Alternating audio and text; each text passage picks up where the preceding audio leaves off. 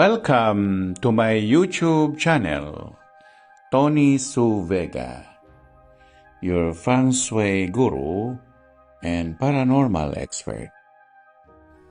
Mga kababalaghan na tunay na nangyari.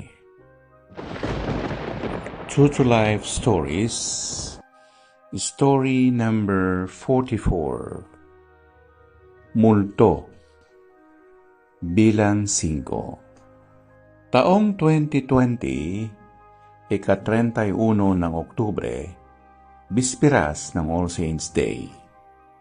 Nasa loob ng bahay kaming lahat at naghahanda kami para sa araw ng patay. Nagdatingan ang mga multo sa bahay namin. Nandun si Maning, ang tatay ko. Si Cordia, ang nanay ko. Si Lola Elena, at ang dami pa nilang para banggitin. Nagluto ang may bahay ko ng ginataang dilubido at bihong gisado. May mga iba pang nagsidatingan. Abalang-abala kami sa mga pagkain na pinagsasaluhan namin.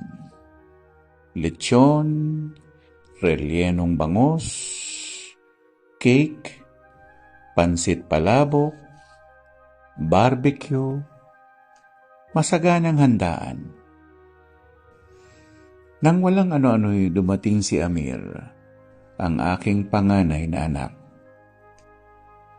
Nag-iyakan kami at sumama siya sa dasal ng Santo Rosario sa amin, kasabay ng namumunong magdarasal na taga Teresa Rizal.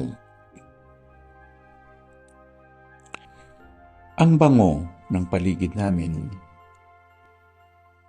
Hindi ko alam kung sa hardin namin na punong-puno ng bulaklak ng kamuning at may iba pang nakakapanindig balahibong amoy ng kalachuchi. Dama de noche. Wala naman kaming tanim na mga ganito. Tumahimik na lang ako.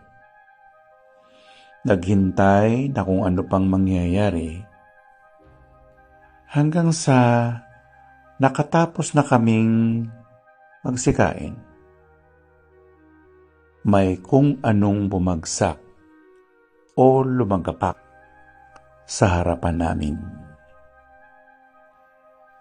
Isang malaking bouquet o flower arrangement na puro kalachuchi. Hindi ko alam kung anong nangyayari. Wala akong maisip. Nakadahilanan, nagsitahimik na lang kami.